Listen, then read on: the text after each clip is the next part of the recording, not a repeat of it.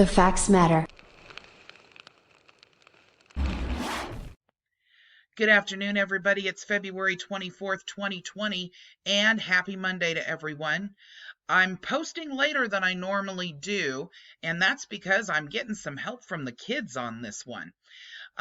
We're going to be taking a look at several crazy comments that actually came throughout the weekend, and I do mean there are several, so this will be longer than normal. I'm going to read these out to you guys to make it a little bit easier, and we're going to have some help from Little Man, Morgana, and Mazi. All right, so we're going to take a look at this first one from Marvin Branch, which was from 2 days ago, and it's kind of difficult to understand why he's saying what he's saying without reading the very first crazy comment from a year ago when this video was actually put up. Now, this video that the comment was placed under is a video that's about UCC1 filers that are looking at actually being prosecuted because they filed false UCC1s. Monique Boss at that time, who is extremely entitled and rather arrogant, says, "Well, I'm waiting for you to tell me how to get out of debt. The debt that I was born into. And what is your take on the birth certificate being a bond?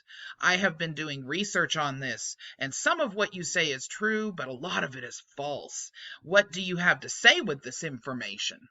Well, I'd like to make a comment to Monique, but you know what? It's really not worth my time. Her comment was made a year ago, and certainly by now, if she attempted this, she's probably realizing the hard way that I was telling the truth about all of it.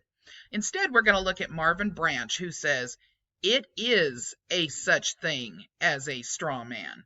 You have to do your homework. You have to take back your name and file it through the state and through the feds. You're not born with bills, or is there any such thing as bills? Watch out for people who pretend to tell the truth." I think this guy needs to look in a Black Paw dictionary. Maybe it'd help him spell better.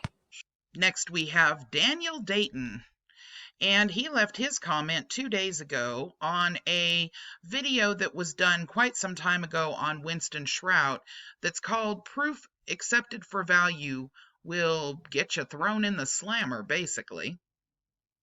He says, I think you know only propaganda you're fed. You feeding us propaganda. All 3 media channels are owned by these assholes.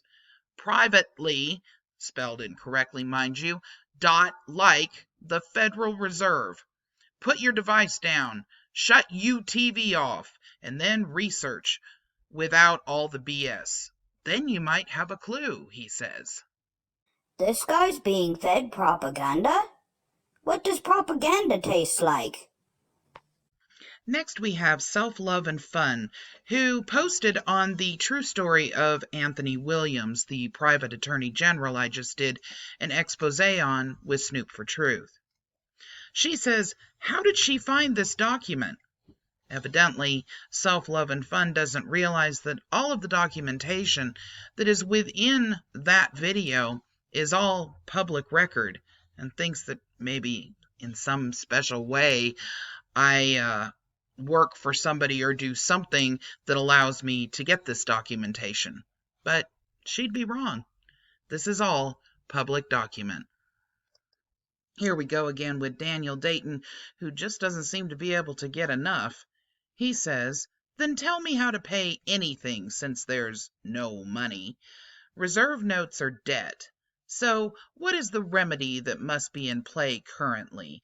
And do you actually know anything about what these corporations who pretend to be but are not our government and deceivingly lie and rob the people? And here is one example. The Federal Reserve Bank is a perfect example of the fraud our not government hides from the people. It's not our federal government. They're private bankers only, privately owned, called federal. You don't mention how blatantly sneaky and deceiving these high-end criminals are, so that makes you one of them. I don't know, Mama. I think this guy may be a few inches short of a long tail. Several hours after the first comment that Marvin Branch made, he went back to the exact same video on UCC1 filers that are looking at prosecution and made two more comments. The first being, if you do it wrong, then yep, you can be in trouble. And the second being, people must claim your name first. Show the courts you're a real person to get rid of the straw man. Also, then you can file the UCC. ICC a dingbat. And Nee Adam has left two comments on the right to travel videos that I did, and his comments say, this woman is a slave drone that is unable to think for herself. Obey, obey, obey. Statism is a disease. Nobody has the right to rule over anyone else. Can someone else please call for a 5150, please? I'm getting my nails done. Next, on another Winston Shroud video, we have Free Glee, who says that we're under anyone's jurisdiction? Isn't it the violent bully who tells other creatures what to do? And if they don't, the bully has been known to either cast a threat or an injury to cause the equalist to suck the jurisdiction. Wow. Question seems to be, who is the bully? And is the bully organized with a group? And what is that group usually referred to as? Big brother, big sister, big transgender, big whatever? And shall we name it? Big corporation? Vile, maybe? Vial, maybe? Things to ponder, huh? So whose dictionary are we all sucking? Webster's? Who defined our life and said, hey, get back under my way, or I will goo it you? Seems like a legitimate question. Or are we all supposed to shut up and not speak our dictionary that the universe allows us to write and live through quiet, a wonder? Huh?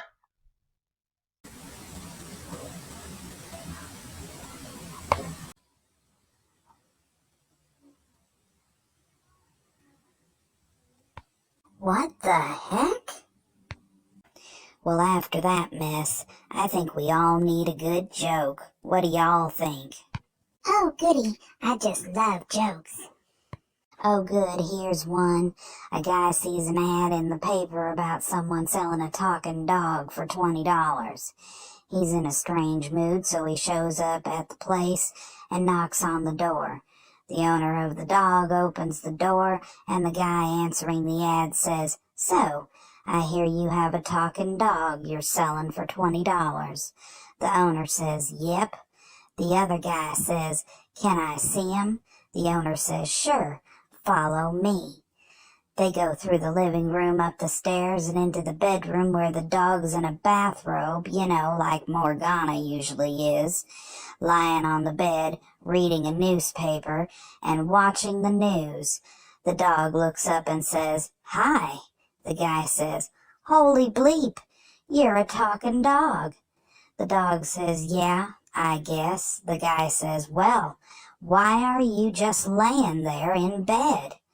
The dog says, "Well, I started out life teaching other dogs how to be a CNI dog for the blind, which was rewarding, but I needed different challenges. So I trained to be a bomb sniffer and worked for the NYPD for a while.